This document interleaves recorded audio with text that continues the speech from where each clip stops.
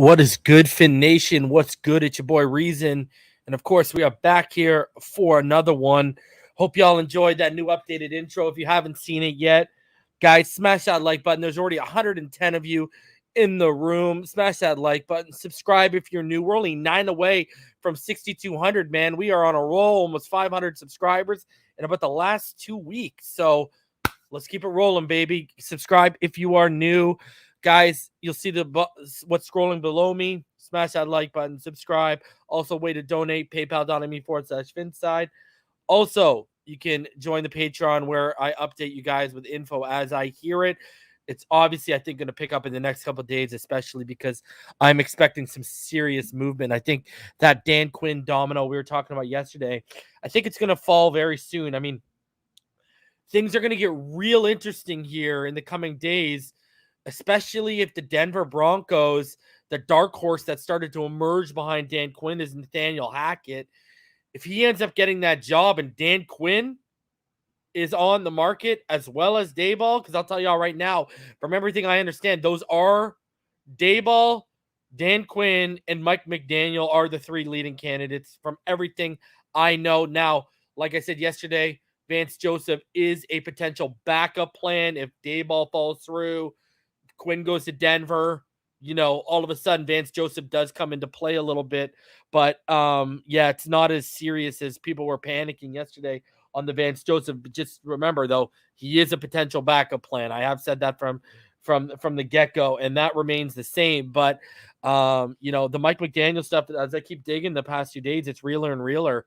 Like I told you guys about 4 days ago now, maybe 5 days ago, in talking with someone connected to CBS Sports, I was told that the Miami Dolphins, they like Mike McDaniel more than they're allowing the media to let on right now. So he is very much still in play. And I talked to someone again today, and I talked to 2 people again today, and both of them just talked about how much Greer loves Mike McDaniel. So and one of them even, was telling me about, how much he wanted him to be the OC last year. Actually, both of them mentioned it.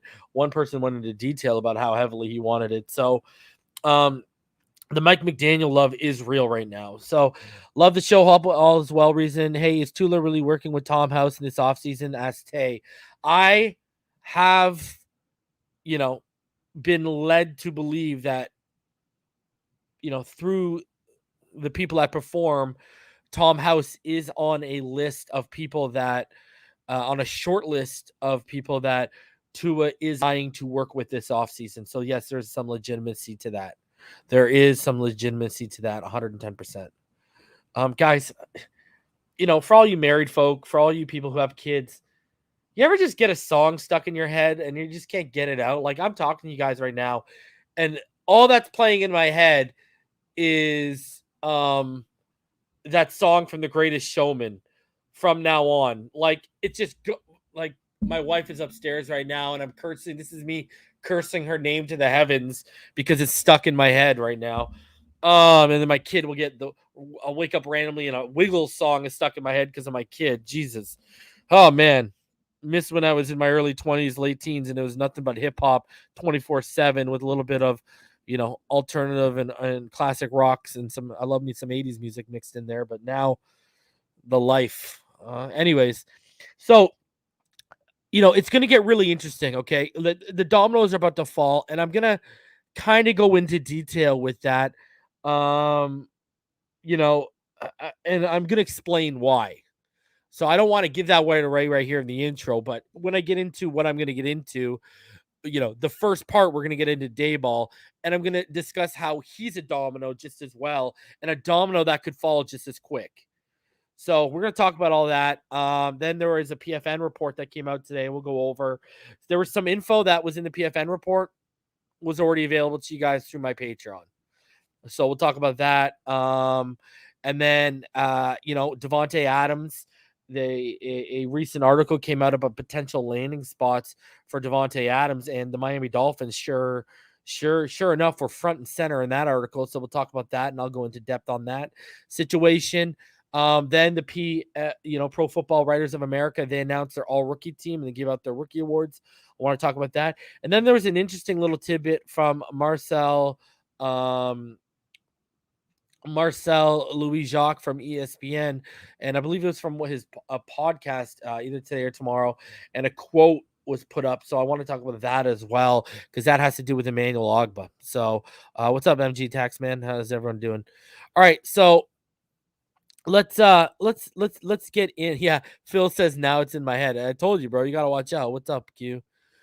You got to watch out, man. That Hugh Jackman, Wolverine out here on The Greatest Show, man. When he starts getting in your head with his singing ability, his lyrics, it's when you start questioning your manhood and your life. Really, that's where I'm at right now, guys. Shout out to everyone in the chat. There's 263 of you already in the building.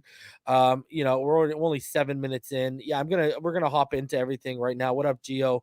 Yeah, exactly. Darth knows what's up. Darth Logan, I know all them songs because of my wife. That's it. So, this week, and I've had a gut feeling, and I'll say what I said yesterday again all over. Listen, if Daboll stalls with the Giants, but we don't announce him, if Vance Joseph doesn't get announced, if all the guys are on the open market, if Dan Quinn doesn't get announced and he's still available, if they don't get announced, but yet we're sitting around and, the Rams and Niners game is next weekend, I would not be surprised if they're waiting around to get a second interview with Mike McDaniel. I really wouldn't. That would not shock me. Now, do I think they would risk Daboll for that? No. Do I think they would risk Quinn for that? No. But I want to get into this, and I'm gonna explain to you why I'm just so my biggest fear here is, okay, listen. Whether you want Brian Daboll, when Daboll went up my list, when I heard Wink Martindale as the DC and Ken Dorsey as the OC is the legit reality right now, sign me up for that. But I don't want to get caught with our ass on our hands. This team can't play patty cakes, and what I mean by that is, listen, it doesn't matter if I want Brian Daboll. It doesn't matter if you want Brian Daboll. It doesn't matter if I want Mike McDaniel. It doesn't matter if any of you want Mike McDaniel. All that matters is who they want. Okay? Go get who you want. It's the same frustration we had about the draft once they got past Tua. We know they were trying to move up for Tristan Wirfs. They wouldn't, spice in, add a little extra into the pot there for San Fran to get off Kinlaw and jump on their offer. They wouldn't sweeten the pot with that. They wouldn't sweeten the pot to move back up into the 20s for Najee when they attempted to. I know that for a fact that they attempted to. They looked into it. Okay, so you've played chicken with all these draft moves. Please don't play chicken with the head coach. If you've identified the guy you want, go get him. All right? Stop. Enough of this, due process, got to do second interview. Because I'll tell you right now, I hear the rumor going around about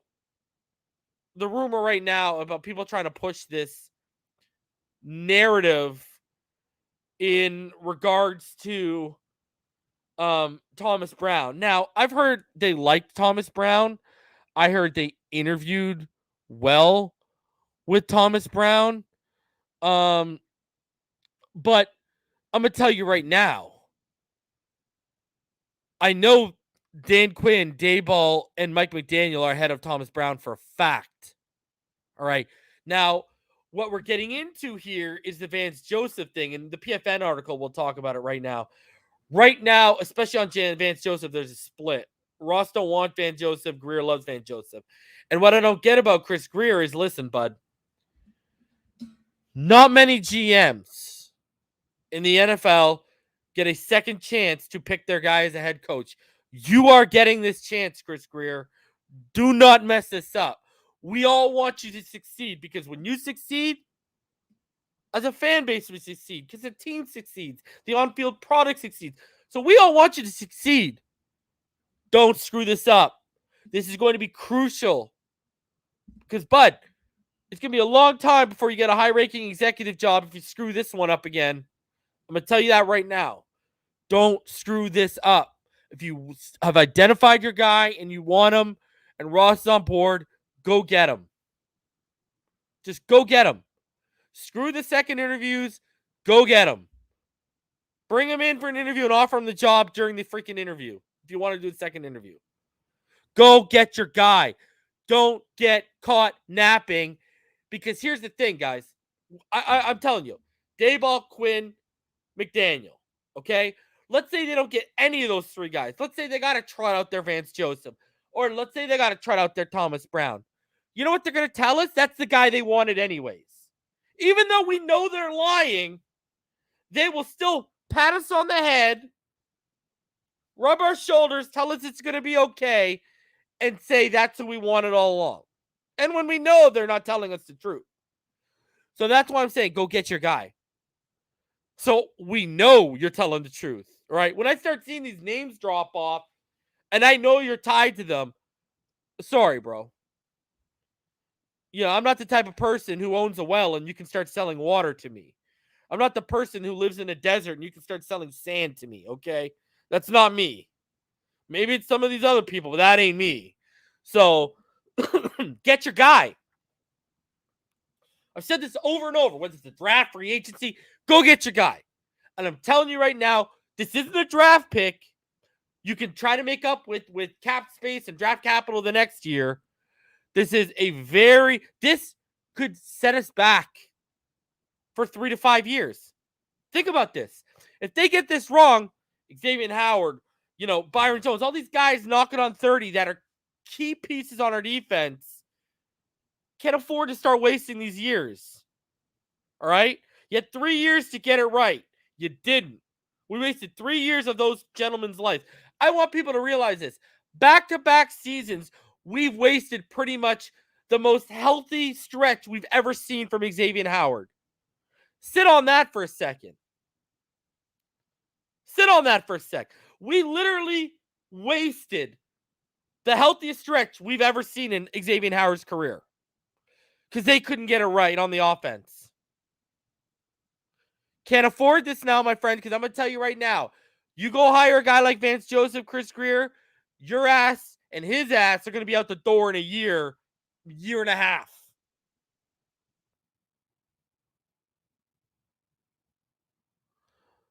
Yes, Slow Flow, I'll take care of you, buddy. I got you linked now. He said, what if McDaniel asked him to wait until this weekend?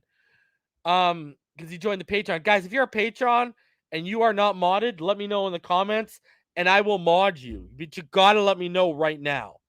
Like, you either got to that or DM me a direct link to your YouTube page so I can copy and paste it into the mod box. So if you are a Patreon, you get access to mods. I'm probably going to start handing it out to YouTube channel members as well, just to be fair, keep it fair. But, yeah, let me know if you're a Patreon and you do not have a wrench. Anyways, McDaniel wouldn't have asked him to wait. That would have been on them to wait.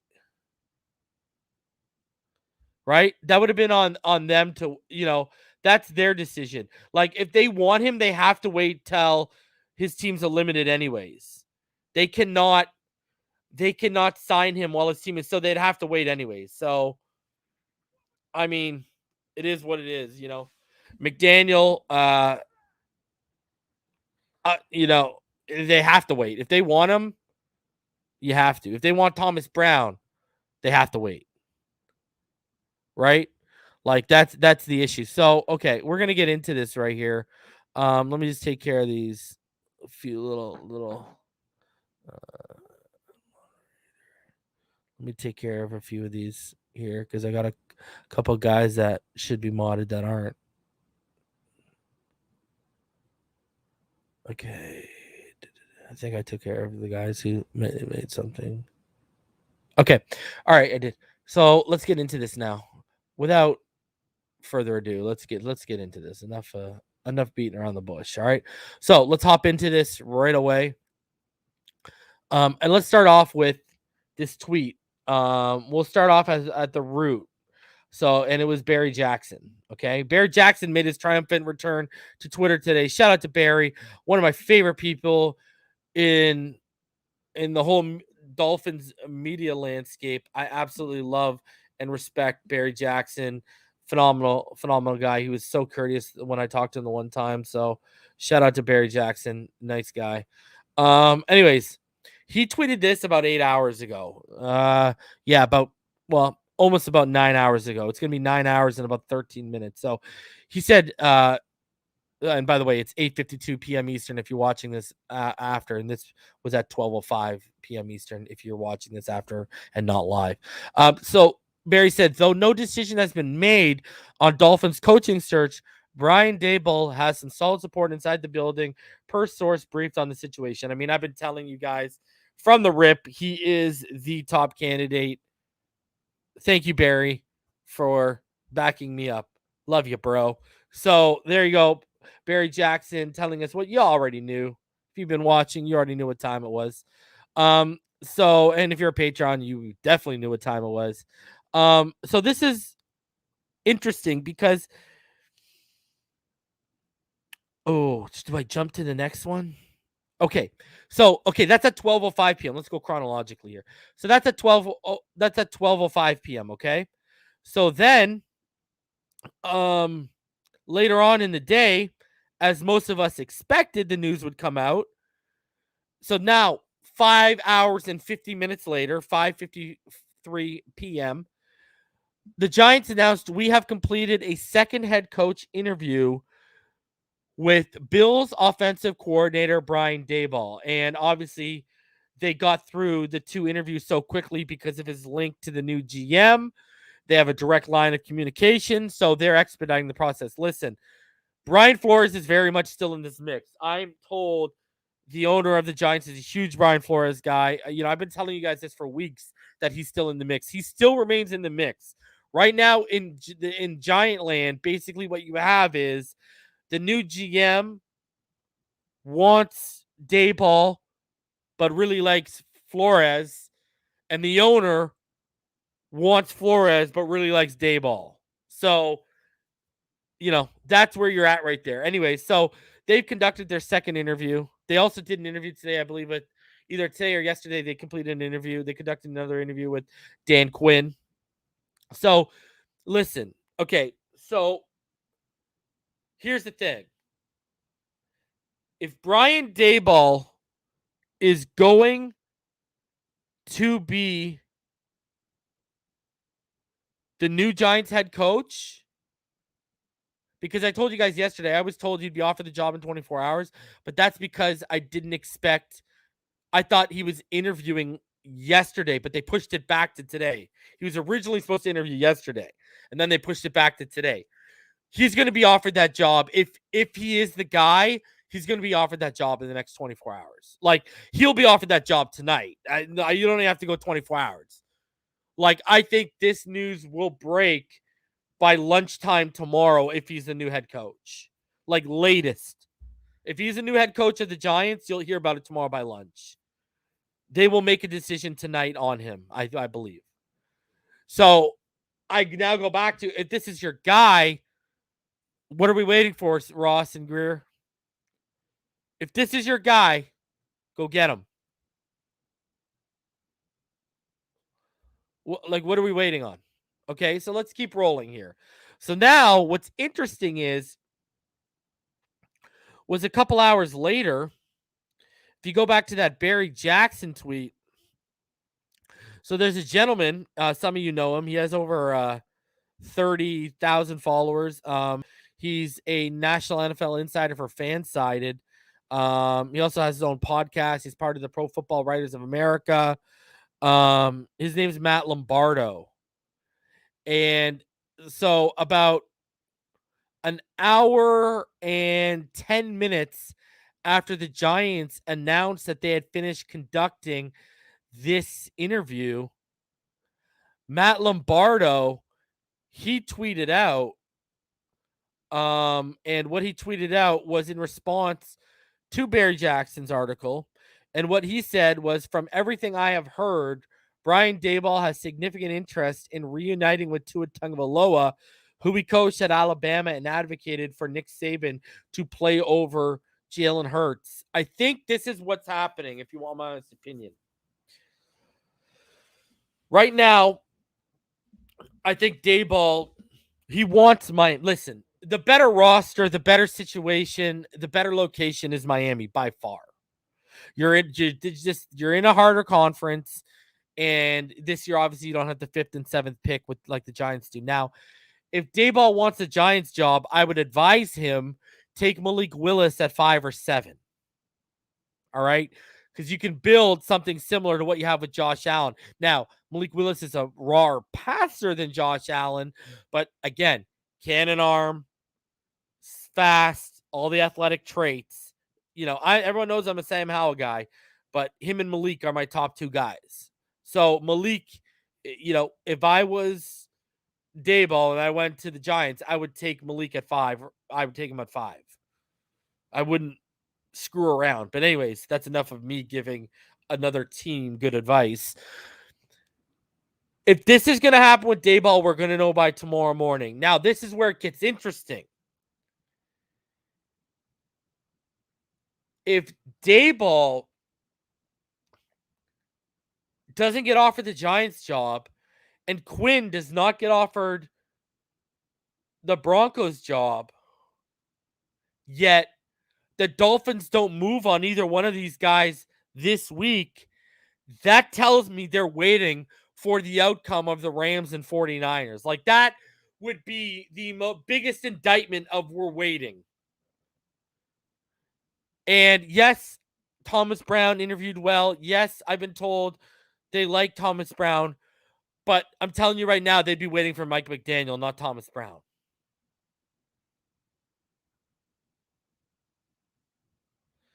And that is what the interesting twist on this is. I do believe, because here's the other thing when you look at the draft. Other than Malik Willis, and he would need Ken Dorsey in place for Malik Willis, right? Ken Dorsey is the guy who Cam Newton had his MVP season under Dorsey. Dorsey and Jordan Palmer are the ones who are really responsible for Josh Allen's development, right? So he would need Dorsey in that situation with Malik Willis.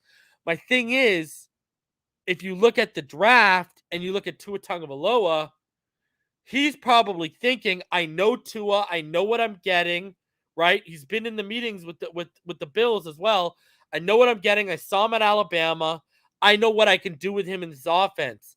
The problem with looking at the draft is he's got to develop the guy, and he's got to start tailoring the offense to that guy. So, I mean, we're going to be switching up personnel either way, but it's going to be more work on a newly drafted prospect. Now, if he thinks that ceiling of the newly drafted prospect blows to his ceiling out of the water, all the power to him. But when you step back and you look at it, that's probably what's intriguing to Daboll. And I'm going to tell y'all right now what I've been telling you for over a week. Tua Tagovailoa is not tied to the new coach in the way y'all think he is. Okay, they are saying, can you come in and get Tua right? Can you fix this? Can you make Tua work? Can you build an offense with Tua Tagovailoa? Sure, that's part of the conversation. But I'm telling you, the caveat is, okay, if you can make it work, but, you go through a year and you just don't think Tua's the guy, we got 2 first-round draft picks in 2023. You can go get a guy you think better suits the offense and the vision you're building here. That's how it's going down. They are not tying Tua's success fully to that coach. It's a matter of, hey, we would like if you could get him right and you give it a shot to get him right. If you give it a shot and you don't, and he's just not good enough, fine. We're not tying him to your hip. Now go get your guy. Let's see what you can do with the new guy that you handpick. That's how they're going to play the situation. That's exactly how they're playing the situation. So I don't want people thinking Tua is tied automatically to the new coach. You can't think like that, because I'm going to tell you right now, if Tua doesn't show enough in year 3 and that coach walks in and says, man, there's a couple guys in this draft I like that I think our offense can go farther with, don't think they ain't going to turn around and take that new head coach's side. Don't think that won't happen. I'm just preparing you guys if Tua sticks around. If Tua sticks around, he's going to have to take that third-year leap. You know? So they'll give the coach a year to, build an offense with Tua and see if he can get it right. If he can, and that coach goes and says, listen, especially if it's Brian Daboll, if Daboll walks into Ross's office after 1 year and says, listen, I've known this kid's from Alabama. He's not ever going to physically be the same he was. There's not the same torque in the hip. He's not the same athlete he was before the hip injury. He's just not the same guy. Sure, he's a competent NFL starter, but his ceiling before his injury was much higher than what his ceiling is now. What are you going to say to Brian Daboll? That guy knows Tua better than all of us. That guy knows Tua better than anyone in the building. That's the guy who was advocating for this kid's better than Jalen Hurts, Nick. Nick wouldn't make the switch. Saban said, I'm good. Tua wins national championship by making the switch. Daboll leaves.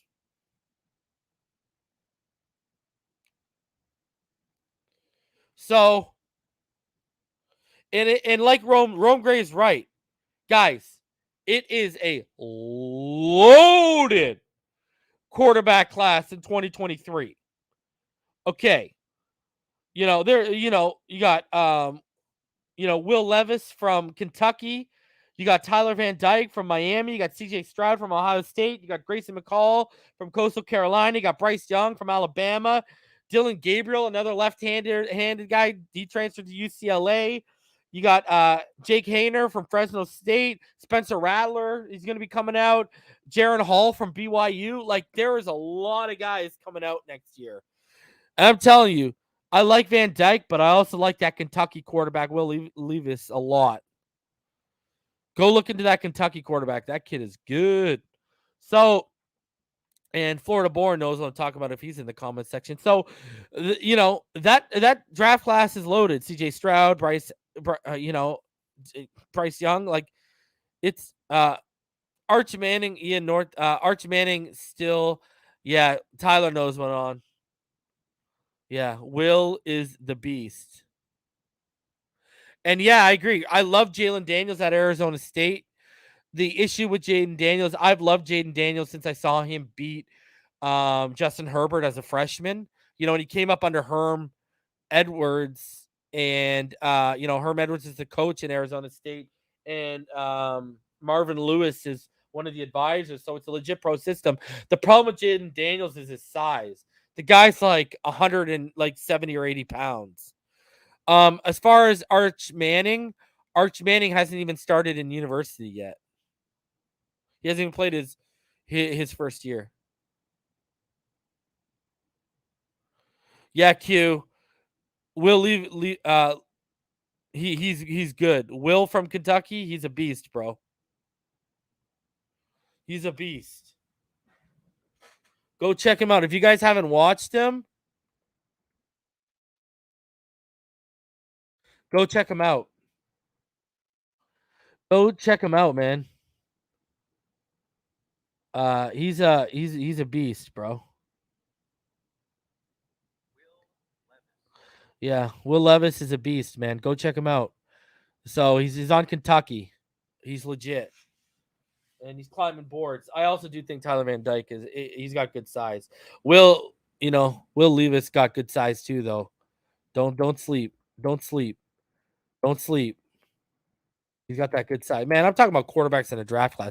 Man, I hope Tua works out. I'm rooting for our guy. All right? I'm just saying, 2023, I'm just making my point. And Will Levis, 6'3", 232, got a rocket. I mean, but let's hope Tua works out. We need Tua to work out. He's already in the building. The problem with drafting a guy in 2023 is our defense. Are we going to win in the window with our defense? Are we going to win? Are we going to win? Guys, Malik Willis has, guys, I understand the bust potential, but you get him under a guy like Pep Hamilton, you get him under a legit quarterback coach. Oh boy. You got to watch out, man. Sometimes you got to take the traits. Justin Herbert should have taught everyone something. So, but yeah, Brian Daboll apparently has significant interest in reuniting with Tua Tagovailoa. This is a real situation. I've heard this.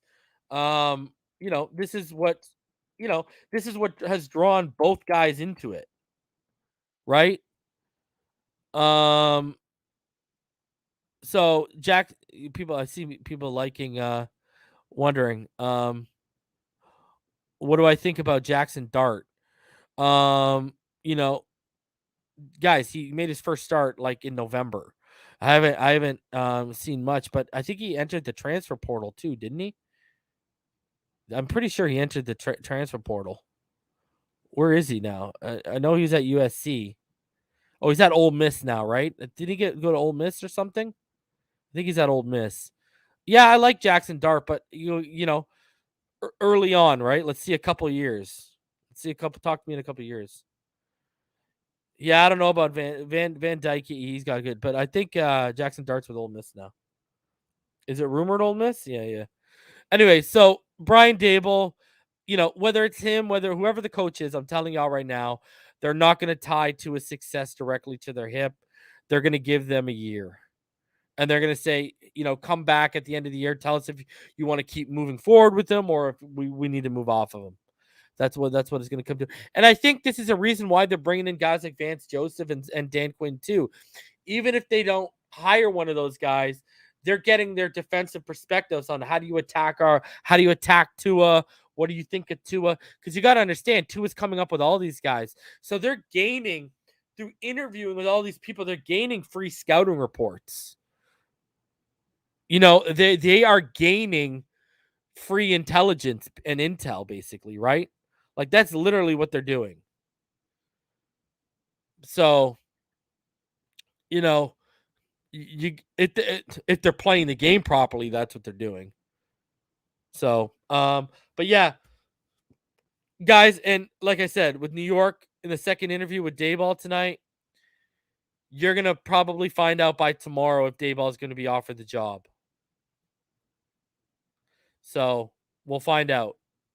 We'll see. If they bring Brian Flores in there for another interview, that shows how legitimate, the battle will be between those two guys and between the owner and the new GM. But you got to think the owner is going to step back and let the new GM make his call and pick his guy. So, I mean, that's what a good owner would do. So, very interesting to see how this plays out. Now, there was an interesting article, and I'm going to go over it with you all, and it was regarding the head coaching search from PFN. And again, it had some of the stuff I've already told y'all on this channel and my Patreons. So, this is Waddle jersey for $1.99. Come on. Give me the Waddle.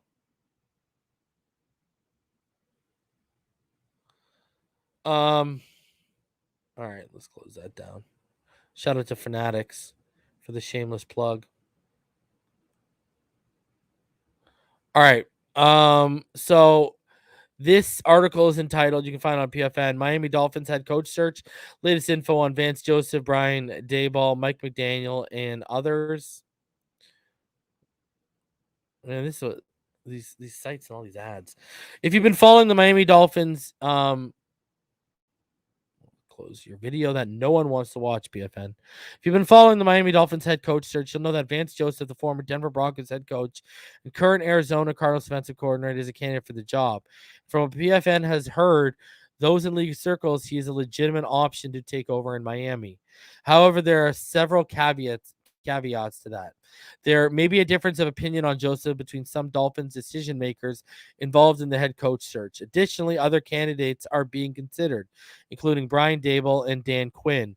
But early indications are that each may be leaning in another direction other than Miami. Brian Daboll, a leading candidate for the Dolphins head coach position. While the Dolphins have been intentionally leak free throughout their process. No, I don't want notifications from you. One source told us that Greer wasn't returning phone calls, which was out of character. PFN has been able to gather some intel from those on the outside. So they're telling you right there, they're not on the inside.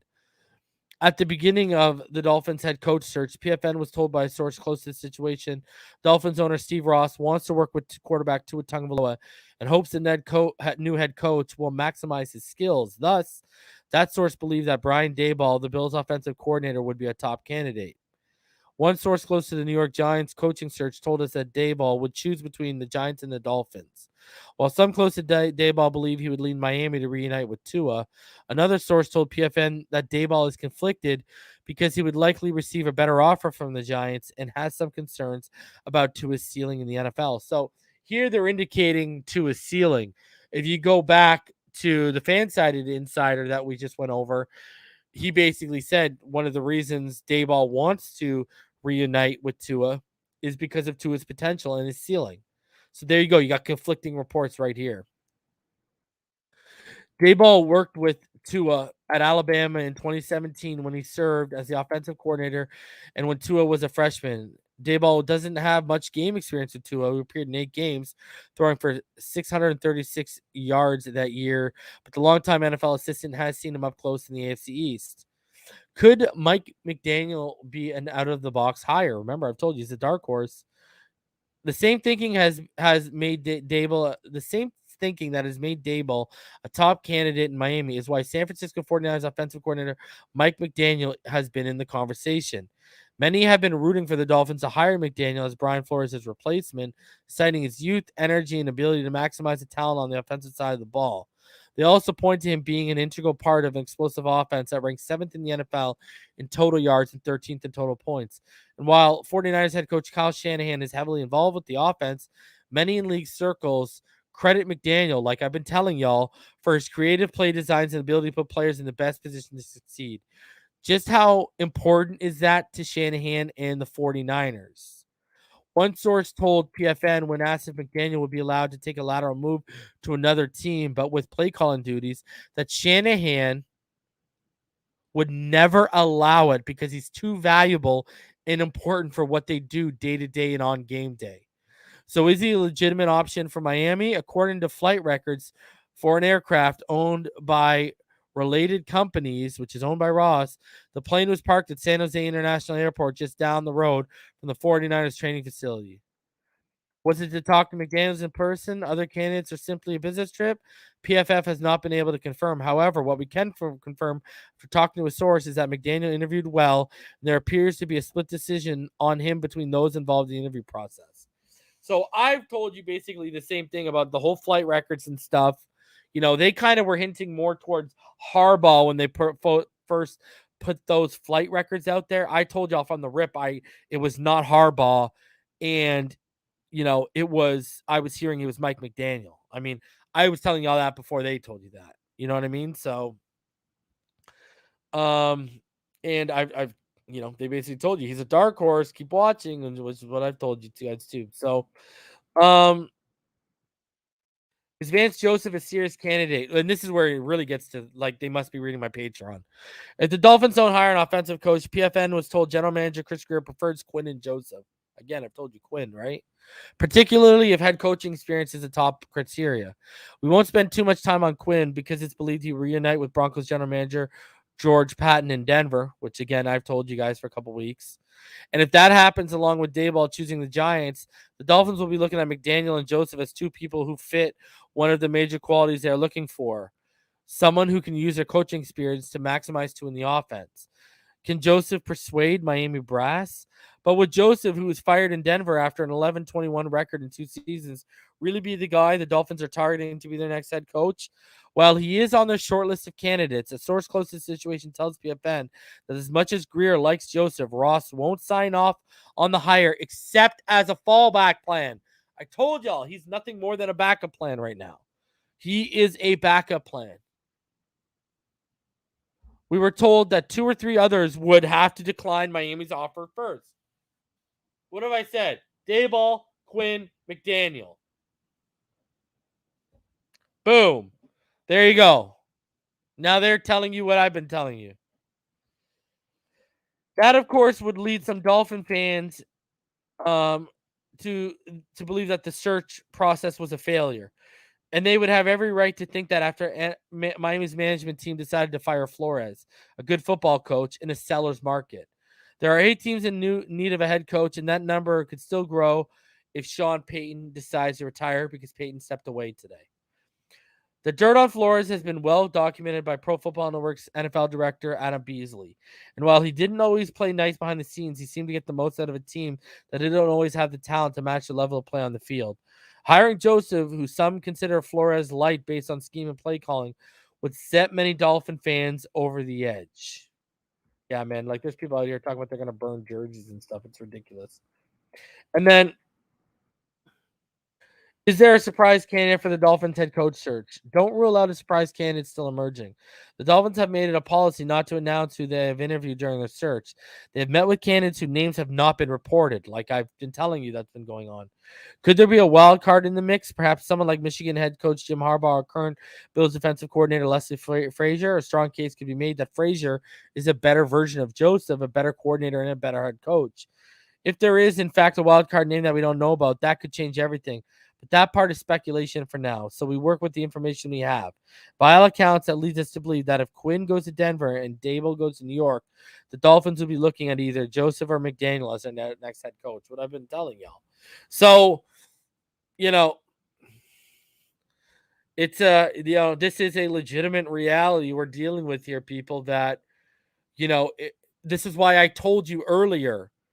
The dominoes are real. If Daboll gets hired tomorrow, right, and Dan Quinn gets hired tomorrow, the day after in Denver, that's their first 2 options gone. Those and their options, the guys they want, not who your option, his option, her option, my options are. Those are their options. All right. And those are their first 2 candidates. They'll be off the table.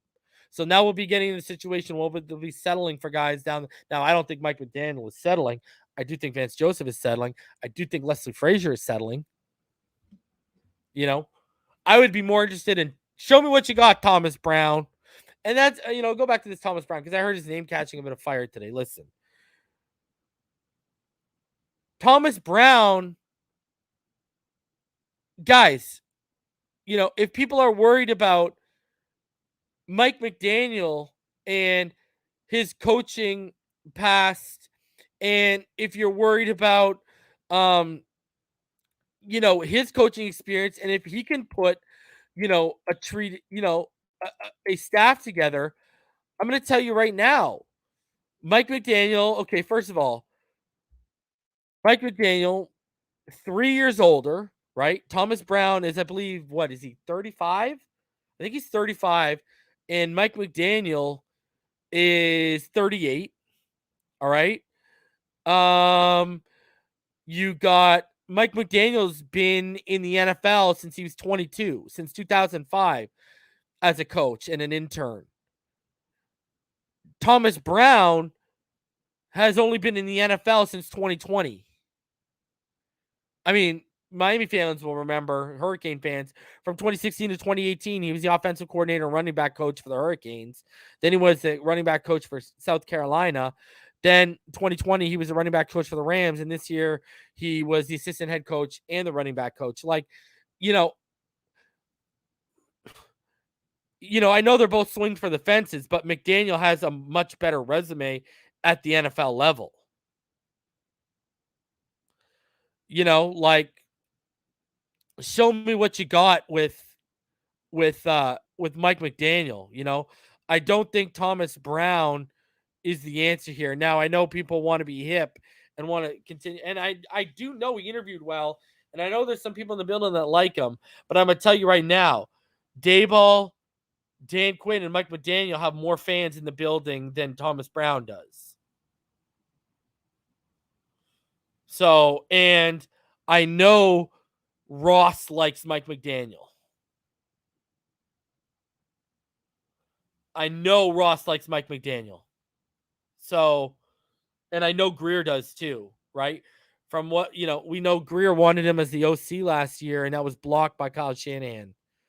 So, and if it comes down to Vance Joseph and Mike McDaniel, I'm going to tell you right now, and even throw Thomas Brown. Ross will sign off on Thomas Brown and Mike McDaniel, I think, before Vance Joseph. That's the feeling. I'm getting the feeling that, he's a backup plan to Daboll. He's a backup plan to Quinn. But he's also like a potential backup plan to Mike McDaniel as well. Like, if you were to have me rank Vance Joseph, the lowest I would have him at is 5. The highest I would have him at is like tied for 3rd. Right? So by that I mean is Daboll and Dan Quinn are the number 2. And I'm not including Harbaugh because I've heard Harbaugh is off the books. If we want to put Harbaugh in, then that knocks everyone down one spot. But, let's take Harbaugh out of the equation. Then it's right now Daboll, Dan Quinn. And then after that is Mike McDaniel either tied with Vance Joseph and then Thomas Brown, or it's Mike McDaniel, Thomas Brown, then Vance Joseph. So it's where he falls in that 3 to 5 range right now.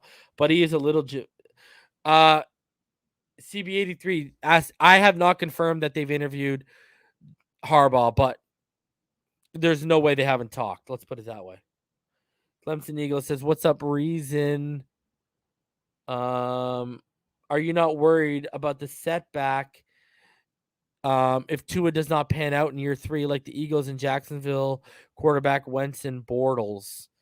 I just got to trust the new head coach that comes in.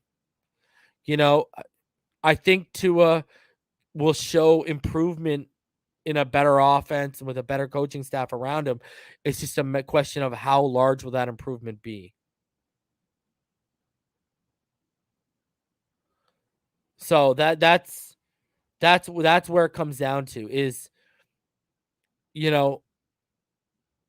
how big of the leap is going to be. Like, if it's going to be an incremental leap, then that does nothing for me. If it's going to be a large leap, okay, then we're good. And,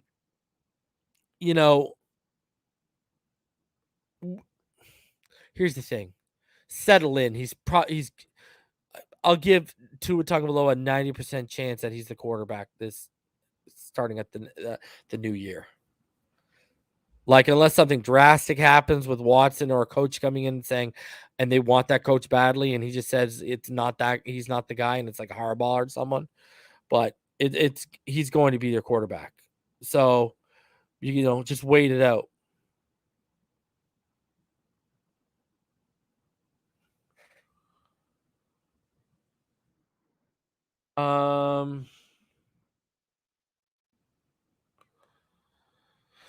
Pre-Tam, what are you saying here? You said Reason. Let me look this up. Did you see a Twitter reply? No. I haven't seen Tom House. I've talked to the guys that perform. So I know about Tom House being on the short list potentially because of form.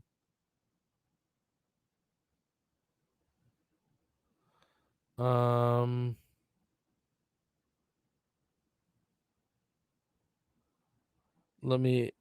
did not see a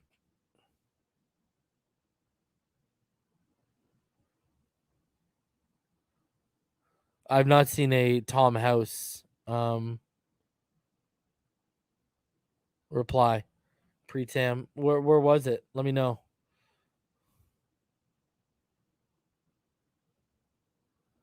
I'm looking here.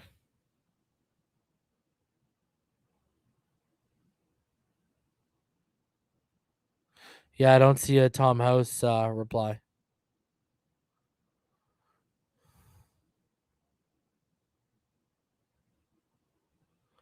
Pre-Tam, if you're in someone on Twitter talked about Tom House going to train tune or something like that, then Tom House replied source. Let me see. Because what I've said is he's on a short list that Perform has. Oh, Samoan Sniper. It was deleted. It was deleted. But I've been told he's on a list of guys they want to work with this offseason. So Tom House is on that list of guys they want to work with this offseason. So they're gonna at least reach out and try and make it happen. All right. So yeah, I just found the tweet too. The original tweet was deleted. It was by Simone Sniper. All right, let's get into Davante Adams here because interesting article here, and clearly we all know we're wide receiver needy in Miami, that's for sure. And Bleacher Report put out an article, and it was talking about the potential landing spots, you know, eh, for Davante Adams in 2022 free agency. And it goes on and talks about how they had a disappointing exit. Are they going to pay Davante Adams because they can, I believe they can franchise tag him, right? Um, so and let's be honest, Aaron Rodgers might not be around anymore. So now it does say here, PFF is estimating, it will cost over $23 million per season to lock Adams down. If the Packers and Adams can't come to an agreement on a multi-year contract, they could franchise him, and the franchise tag is going to be $20.12 million. So they already are projected to be $44.8 million over the salary cap. So adding $20 million on top of that would take him about to $64.8 million. And he actually got the 1.2 just be under $65 million. So it's going to be extremely difficult. Now, they talked about the Las Vegas Raiders, and then they get to the Miami Dolphins right here. And what they say here about the Miami Dolphins is no team will have more cap space to work with this coming offseason than the Miami Dolphins. Sportrack estimates that the Fins are almost $68 million under the cap next year, projected to be, giving them plenty of funds to go on a free agency spending spree. And remember, Fledulum, Jesse Davis, Devontae Parker, they can create a ton more cap space if they want. They can get over $100 million if they want. If the team wants to get the best return on its investment, it should look no further than Adams. The 5-time Pro Bowler could be the piece that Miami has been missing after the club came up just short of a postseason berth in each of the last 2 seasons. The Dolphins completely whiffed on Will Fuller last offseason, getting just 55 snaps over 2 games from wideout who cost them more than $10 million on the open market. Will Fuller coming off the books, Team Brass should be using some of its cash to find a star wideout that could augment promising rookie wide receiver Jalen Waddle in the passing game. Waddle, the number 6 overall pick in 2020, racked up 1,015 yards and 6 touchdowns on 104 receptions in his first pro season.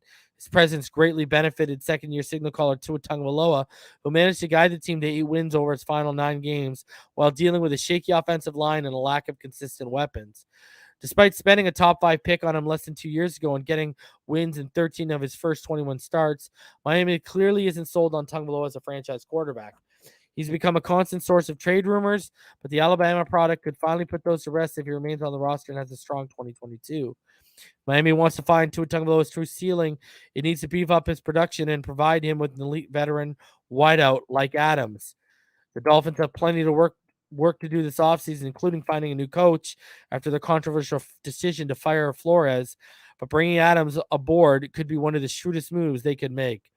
Listen, I know, whether we talk about Brandon Marshall, even though Brandon Marshall put up numbers, and Mike Wallace, even though they put up numbers, I know signing big ticket wide receivers has never worked out. But God, sign me up for Davante Adams. Please.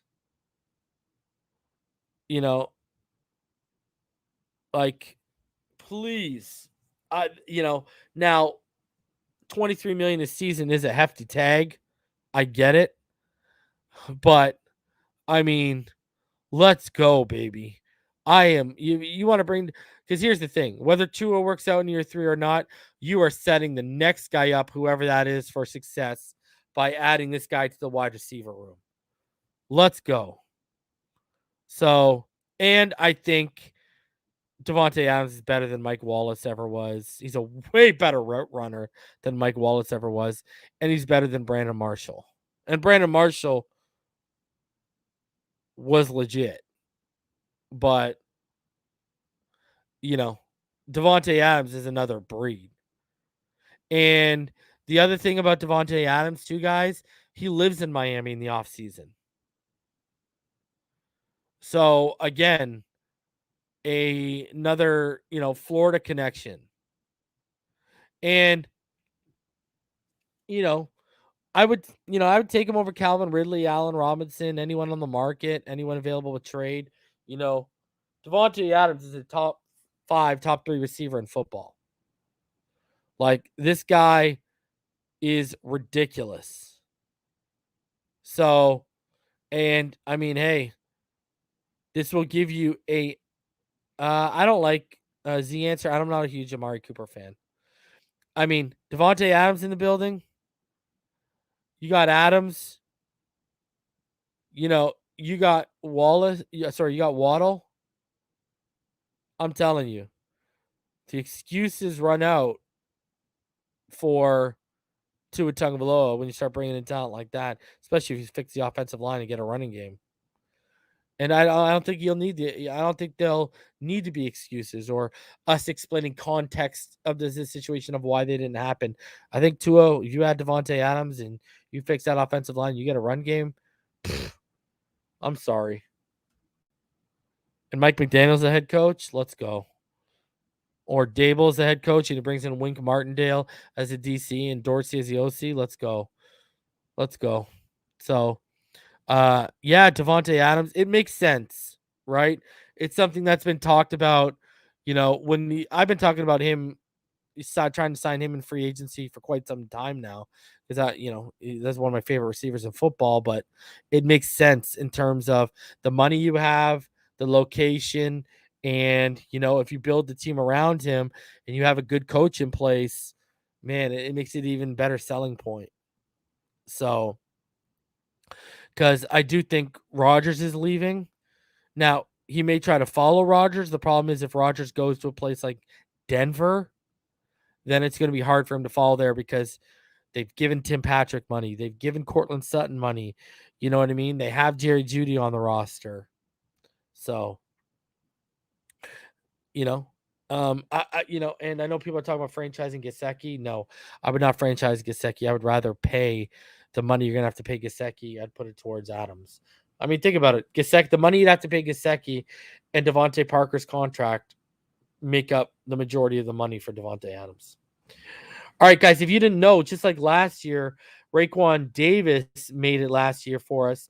But Pro Football Writers of America, they announced their all-rookie team. And just like last year, we're going to go over it. Now, Micah Parsons, he was the Rookie of the Year for the Pro Football Writers of America. And he was also, obviously, the Defensive Player of the Year. Ja'Marr Chase, he won Offensive Rookie of the Year. Yes, your boy got that one wrong. Well, I got it wrong where I placed him. I'd still take Waddle over him every day of the week because I don't think Ja'Marr Chase would have put up those gaudy numbers, up here. Let's be honest with ourselves. All right, so let's get into this. All right. Um. Oh, the all-rookie team on offense: Mac Jones was the quarterback, Najee Harris and Javonte Williams were the running backs. The wide receivers were Ja'Marr Chase, Jalen Waddle. Kyle Pitts was the tight end. Creed Humphrey was the center. At guard, they had Vera Tucker and Trey Smith. And at tackle was Rashawn and Panay. Defensively, on the D-line, they gave Barmore, Odafe Owe, Kwity Paye, and Jalen Phillips. There you go. So our second Dolphin on that. And then linebacker, my boy Nick Bolton, who y'all remember I love so much. JOK, and then Micah Parsons were your linebackers. And then corner, they had Greg Newsome, Patrick Surtain. And then at safety, Javon Holland. Right there, baby. Right there. Him and Trevon Moehrig. Those are my top 2 safeties in the draft. And then obviously you got the special teams here. Evan McPherson for the Bengals, the punter. The place kicker. My bad. The one who went out on the field and said, "Looks like we're going to the AFC Championship," and kicked that field goal. Yeah, like good to see.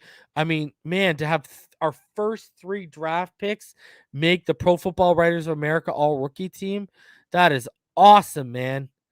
That is absolutely awesome. Dude, Devondre Campbell, I love him, Florida born. I don't know how cheap he's going to be because he had a fantastic year, my friend. He had a great year with the Packers. But yeah, man, shout out to Holland. Shout out to Phillips. Shout out to Waddle. Waddle was my wide receiver 1. Jalen Phillips was my edge 2. Would have been my edge 1 if I would have known the boy Azeez Ojulari was banged up the way he was. And Holland, the guy I've been talking about for years up here on TD Fins Talk. Shout out to Chris Grier for getting those. And I'm going to tell you this right now. Those 3 picks, if Grier would have whiffed on them, I don't think he'd be involved in this head coaching surf. Let's put it that way. But that, having 3 of your guys make the Pro Football Writers of America, but it doesn't matter. Eichenberg don't matter. Well, it matters to us, but Eichenberg don't matter. Hunter Long don't matter. That is a home run draft right now. I keep telling y'all, if you hit 40%, you are a god in drafting. And this guy didn't even just hit. He knocked the first 3. Each one's a grand slam. So, I mean, Chris Grier, go to bed tonight. Say your prayers after you eat your Lucky Charms. Say your thanks and call these 3 up and, send them a nice basket. Send them a nice fruit basket. Send them a nice fruit basket because they earned it. And then finally here, guys, Marcel Louis Jacques today on he said this quote today, actually. He said, Miami will keep Ogbah, who has 18 sacks in his past 2 seasons and is a critical component of its pass rush, and is likely to get a pay increase with his next deal. Sportrack estimates he will be around the 3-year to $30 million range. Yeah. 3 years, $30 million guaranteed. I think 3 years, 39 is more where we're at. We got 666 people in the room. Guys, we need 1 person in the room right now. Share it with a family member so we're not sitting on Satan's number. Smash that like button. 666 in the room. Smash that like button. There, 30 million guaranteed. Okay. There's no way it's going to be 3 years and like 30 million and like 25 guaranteed. Like, come on. This guy's going to be making 10 million guaranteed a year. All right. Like, that would be a steal if you got him for 3 years, 30 million. So I expect more of the 3-year, $39 million range. Makes a little bit more sense when I step back and I look at this. You know what I mean? Like $13 million a year. I could see him taking that here. Now, what this is also going to hinder, and this is a little premature for Marcel, who I respect a whole hell of a lot. The new head coach, what if he walks in and says, I don't want to pay him?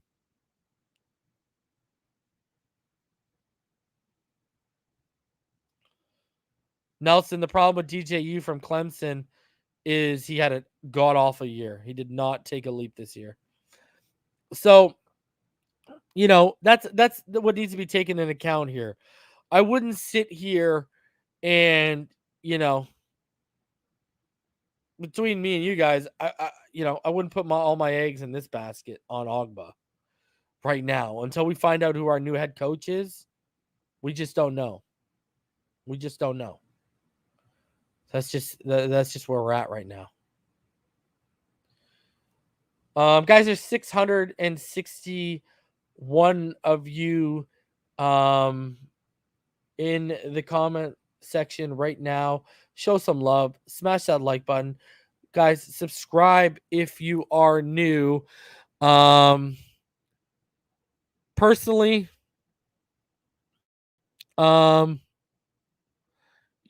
personally, when we talk about the whole Daboll thing, when we talk about everything,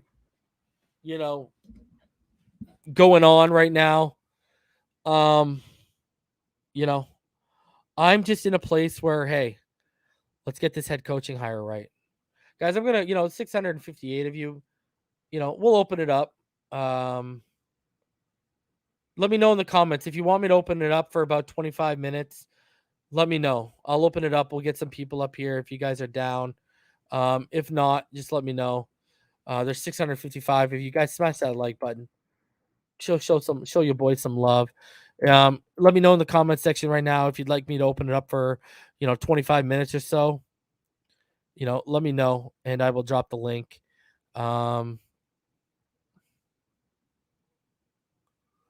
Personally, like I said, open it up. All right, open it up. All right, I'll open it up for 25 minutes. All right. Link is officially dropped. I just dropped the link. Personally, if Daboll's bringing in Wink Martindale and he's bringing in Ken Dorsey, I'm on board. Dan Quinn, I already know some of the names of his staff. I'll give you guys one name that I've heard right now. A name that I'm hearing is Raheem Morris. I think I already told you guys that yesterday. So I am hearing Raheem Morris. I've heard a couple other names too. Personally, I'm fine with Dan Quinn. I'm fine with Mike McDaniel. I just want to get this right. Guys, we got 317 likes. There is 647 of you in the room right now. Smash that like button, please. So, I mean, that's personally where I'm at with the coaching search. Once I start, and the one thing that Daboll starting to fill out this staff tells everyone is, the fact of the matter is this. He knows a job is coming down the pipeline in the next very shortly. If we're already hearing him putting his staff together, A, he knows he's getting a job. B, he knows it's coming very soon. If we're starting to hear the leaks. CB83, what's going on, buddy? Yo, what's going on, Reza? What's up, man? Pyro, EM Baller, Crypto, CT. CB, let's get your thoughts. I'm interested to hear because I always like your perspective in the comments, and you don't come up here a ton. So I want to hear your thoughts on this whole coaching situation. Man, I just don't see how we would go defensive after 3 years of just terrible offense. I don't see how we go defensive head coach. So I think the only three options right now are like 4 options actually are McDaniel, you got Daboll, Jim Harbaugh if he's available, and Dan Quinn. I mean, which is kind of tough. I really don't like the Dan Quinn option. I'd rather go splashy offensive Mike McDaniel or Daboll since he's pretty established. But I mean, Harbaugh should be the guy, but we just don't know if he's going to be available. So, yeah, man, it's a tough call. They haven't even interviewed Harbaugh, it seems like. So, I mean, it's kind of up in the air, man. And they need to kind of do it soon. So we'll see how it ends up working out. Yeah, because we got the Senior Bowl coming up. And, like you're going to want, especially if the new guy wants a new quarterback, there's going to be quarterbacks at the Senior Bowl that you're going to want to check out. So they need to be able to assess those guys. Yeah, we need a staff in place to go down to the Senior Bowl 100%. Logan, what's good, buddy? So what are you guys like when you hear Brian Daboll potentially coming with Wink Martindale and Ken Dorsey, and we know Ken Dorsey's track record?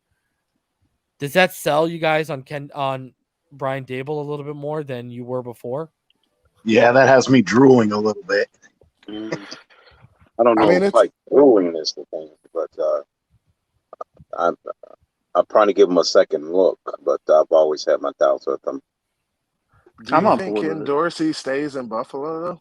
That's a question. Well, they've talked about it, that McDermott talked about it today, that Josh Allen is going to pick his new OC. Right. And here's the thing, like I talked about yesterday. what if Daboll's lure is he'll make you the OC and the assistant head coach? Oh yeah. I mean, I'm sure Right? he'd be all for that. Yeah. If if you make him the assistant head coach, then that's a pay raise and a big title, right? So I think that would be the move. Yeah, I think in addition to what you said yesterday, again, the fact that with Martindale, they don't have to worry about the defensive side of the ball at all.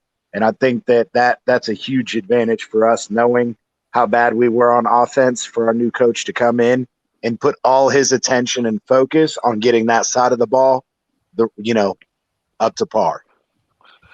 Yeah, right. I would think that if Daboll came in, he would make his defensive guy the assistant head coach instead of the offensive guy, since he's an offensive guy.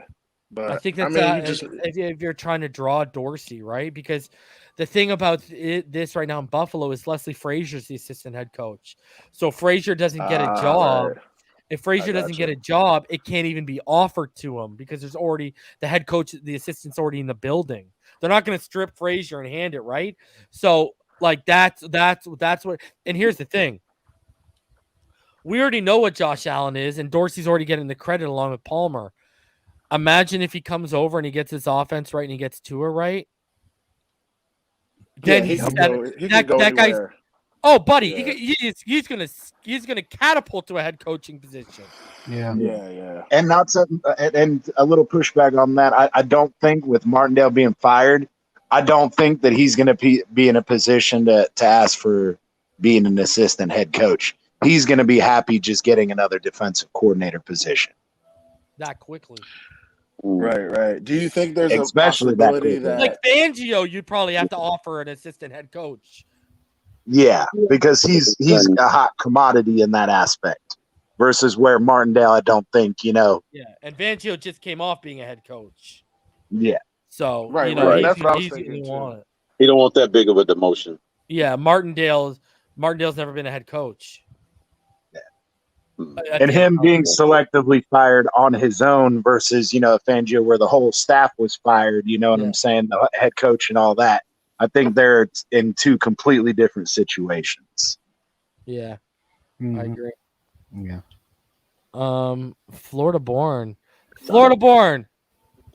Tell me about my boy Will Levis. Yeah, dude's legit, bro. And I've been screaming that. Have you checked out his receiver one this year, Wan'Dale Robinson? Yeah, well, obviously if I've watched, yeah, he's a beast. Bro, I love Wan'Dale, bro. I know we already got a little guy in Waddle, but man, I love that receiver. Well, that's why I don't want. A lot of people are high on Jahan Dotson. I don't want him because the guy's like 5'11", 5'10", and he's like 180 pounds. And Lynn Bowden isn't big neither. No, man, we need like a Drake London. Florida born. We need somebody big with speed. Yeah, we need somebody to get Parker the hell out of the building. No, yeah, all right. Exactly. Let's keep it moving. Let's keep talking. I like that kid out of Purdue too, David Bell. He's a beast. I know, Pyro, your man crush on Parker, but stop. What were we gonna say, CB? I was gonna ask Florida born. Hey, do you remember Garrett Johnson at wide receiver for Kentucky? Florida born. Can you hear me? He blacked out. He got a black screen. Oh, that's okay. That's Paul McIntosh. What's good, man? Hey, what's up, Reason? How you doing? Not too bad, man. What's going on, buddy? Where are you? I'm a truck driver. I'm in my truck driving. I'm a truck driver, and I listen to you almost every day. So it's pretty cool to be up here with y'all. It's good to have you up here, man. What are your thoughts? Who do you want as a head coach? I'm kind of like, well, I want either Daboll or Mike McDaniel. But like you say, whatever the Dolphins want, but hopefully it's one of them two. Yeah, I see everyone getting all worked up over Vance Joseph. I'm going to burn my jersey. I'm no longer a Dolphin fan. First of all, we all know you're going to be back. Second of all, it's not about who people. I keep telling people, I've told them whether it's a quarterback position, whether it doesn't matter what we all want. It's what they want. They don't care what we want. Exactly. You know what I mean? So, which may be part of the problem. Why I keep saying that. The only way. hey, I'm not saying they're right. That's probably why my dark horse is Thomas Brown, because it's not about what we want. That's why I'm believing. Don't be surprised if they pick Thomas Brown. I'm gonna follow. I'm not saying I want Thomas Brown. He's like my no, third I'm just pick. saying about you and hire Parker. VJ. Oh, Parker's out of the door. He gets his first reason. ticket. All right. You'll see. Hold on, one at a time. Who just said my name? I had Paul. I had something. If you noticed it, there was something I noticed. Towards the end of the season, remember Albert Wilson? Pre-snap, he would run across the formation like 20 times a game. Yeah, the motion. And I feel like that was it. Yeah, in November was Tua's best month, and they were doing that a whole lot. And the last few games, Albert Wilson disappeared, and I didn't see anybody going in motion nowhere near as much as they were in November. Like, I think that was like that helped Tua a lot pre-snap, having that motion almost like every third play. I was wanting to get your thoughts on that. Yeah, if you look how they used Albert Wilson early on in this season, they totally switched up in the midway point, and he became like the focal motion man. And then he got hurt or whatever. He disappeared for that one game. And then when he came back, you're 110% right. He wasn't being used in the same capacity by any of the stretch of the imagination. Because I know early on in the season, Jalen Waddle was motioning a whole ton more than he was. Now I'm not going to tie, Wilson motioning to his lack of success at times. You know what I mean? So, but you are right in what your eyes saw. Like, they did change multiple times the amount of motion they were feeding Albert Wilson. And yes, Innes, I see in the comments, I saw the tag, bro.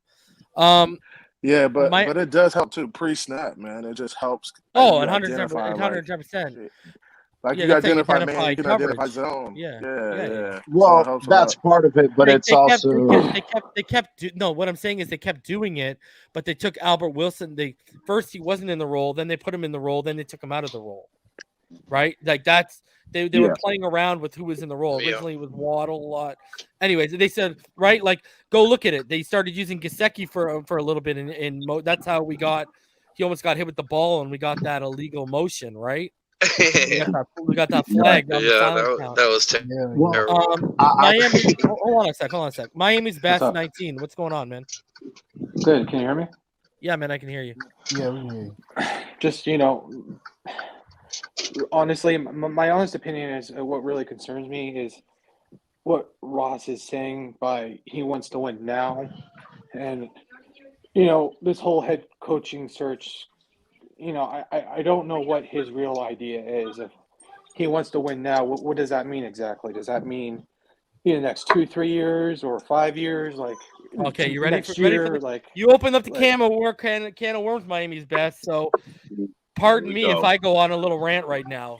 That's okay. Pyro knows where I'm about to go right now. Okay, so go ahead. Pyro, I did it in front of Pyro and EM backstage yesterday. So here's the issue we're running into right now. And this is what was in the article yesterday when they were talking about new head coaching candidates are reluctant because not only Greer, they think he's going to be fired, but Ross, he's 81. Mm-hmm. He's got a divorce on the way. All right, and let's start keeping it a buck up here, okay? This guy could die any day. I'm not even joking. Like. Go look up the average life expectancy for the American male. He's right at that point. Yes, 82. That's what I'm sitting here saying. Like, okay, so think about this. Think if I'm Harbaugh. Okay, to say Harbaugh's looking at this like Gruden did, okay? Right? Gruden, what did he sign? Do y'all remember how long his contract was? 10 years. 10 years. 10 years. 10 years, 100 million. Okay, now you're John Harbaugh. You signing a 10-year contract with an 81-year owner who's the whole reason you came in? What is that? I don't know. Someone's got mad feedback right now. Yeah. Are you signing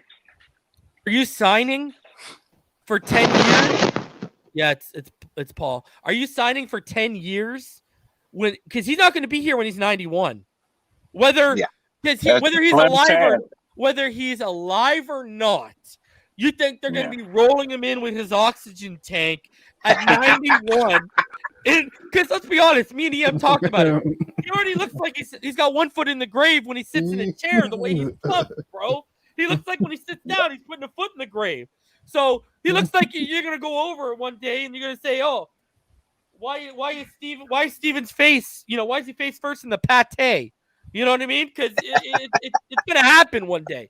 And that's the problem we're running into. Like, think about it. A new coach could come in, like Harbaugh. You don't know how long this guy. And here's on top of it, a succession plan is in place for Beal, right?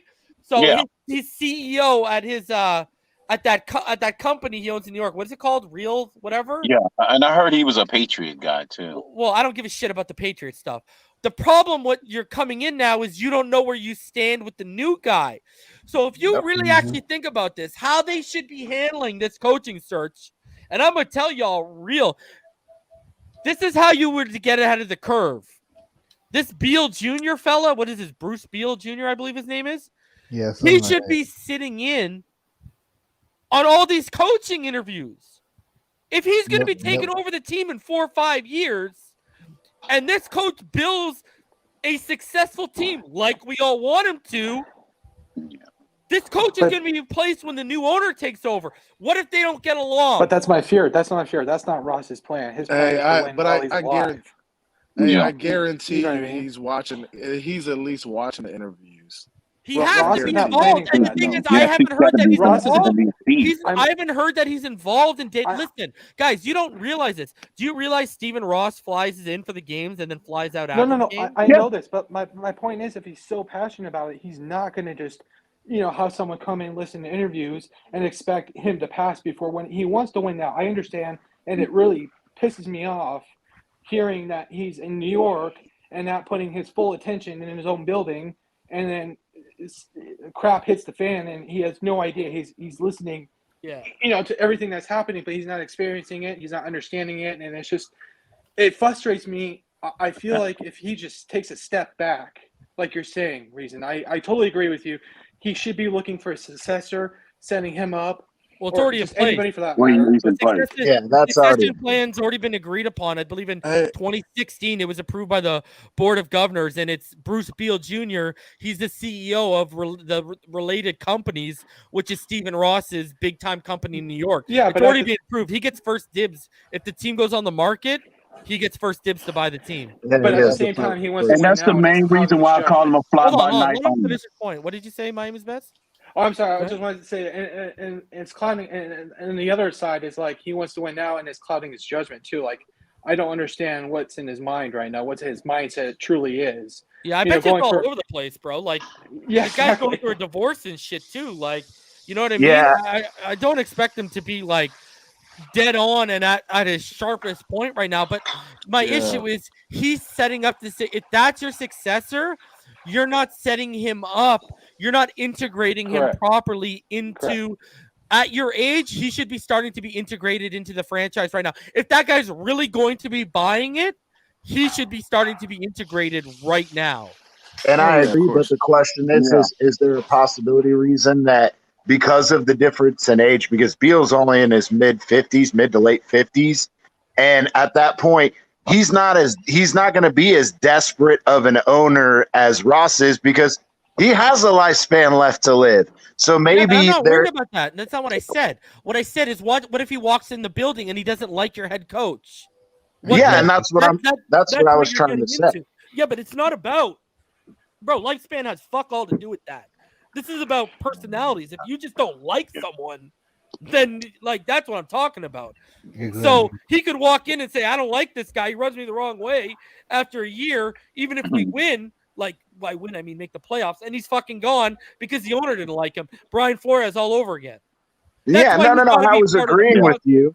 I was just adding on that there's also the possibility there that, again, even if Stephen Ross goes with his guy, even if they don't necessarily not rub each other the wrong way, but maybe that wouldn't have been his guy anyway. Maybe the new guy would have more of a look. I want a younger guy versus a more experienced guy because he's not as desperate to win as say Ross is. I was just adding on to that. That's all.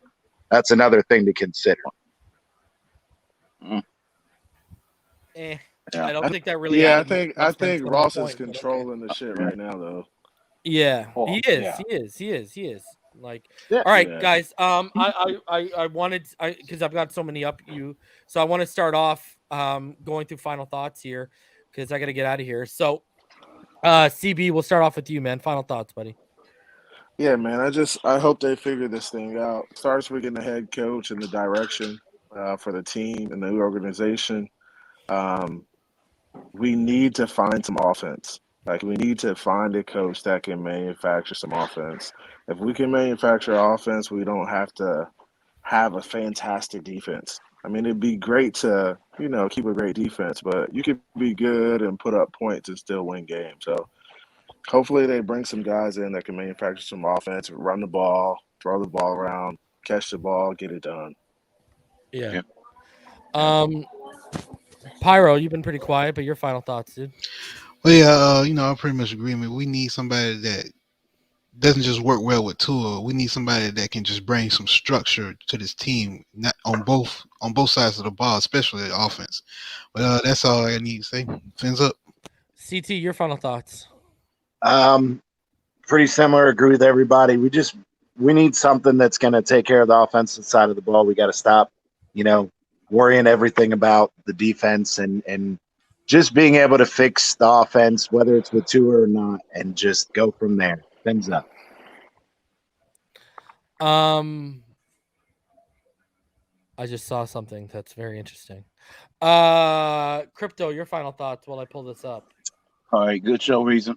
I agree, CT, whether it's with Tua or not, I believe it's all on the next head coaching staff and who he can bring in on the offensive side, because I think our defense is prepared to win. We're playoff-ready defense. It's just about getting us to a playoff-ready offense, regardless of who our quarterback is, and that's the move they got to make. I'm thinking they are waiting for the Rams and 49ers game to conclude.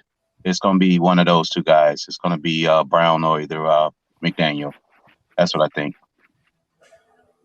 Ian Baller, your final thoughts, dude. Yeah, I've been saying this for a while. They really need to hire Mike McDaniel, and I do agree with that. They are waiting for the 49ers and Rams to finish up, and then they'll do more things. That's why I believe that Daboll is going to the Giants very soon, and then Quinn's obviously going to the Broncos very soon. But, yeah, we need some type of offense to, complement this defense. So, great show, and fins up. Logan, your final thoughts, dude. I'm on the Daboll train now with that all-star staff, so I hope they get that done and not let an opportunity slide. And fins up. Florida Born, your final thoughts. Is Florida Born even there? I don't know. He may have gone AWOL. You might be muted, bro. That's a kidnapped. Miami's best 19. Your final thoughts, dude. Yeah, the only thing I want to see is just an aggressive offense next year. Next time we're up 14-0, I don't want to slow down. I want us to get aggressive and pile the points up, and then just get a coach who has emotion and someone who just has fun with the team and isn't crossing their hands or arms the whole time. We just need personality with the coach, and that can reflect on the team. I mean, anybody, whoever that is, I don't care. We just need someone who can get along with the team and have fun with the team. All right, Pat Leonard. He's an NFL Giants beat writer. He said sources say members of the Giants organization have contacted multiple members of the Miami Dolphins support staff and assistant coaches to do due diligence on Brian Flores as the coaching search heats up, and they've received encouraging and glowing reviews in return. Giants aren't shy about acknowledging their meaningful work on Flores. They make calls on all candidates, but this homework on Flores' time and end in Miami reflects a specifically thorough process on him, reinforces the Giants' serious interest, and indicates the feedback is positive. Wow. So, Looks There you like go. he's gonna get a new job. They're not going to talk shit about a former Yeah, no. employee. I mean, good Yeah. businesses never do that. So. No. Yeah. So there you go. There's At your latest least in update theory, Logan. on Brian What? Flores. There is your latest update, guys. I will be back You on gotta tell the Thursday, truth. and I will be back on Thursday and Friday. So until Thursday, guys, everyone stay happy, healthy, safe, and blessed. If anything breaks tomorrow, obviously I'll be back. But right now the schedule is for Thursday. All right, guys. So I'll see y'all on Thursday. Until then, y'all already know what time it is. Fins up all day, every day. Peace. Smash the like button. Peace.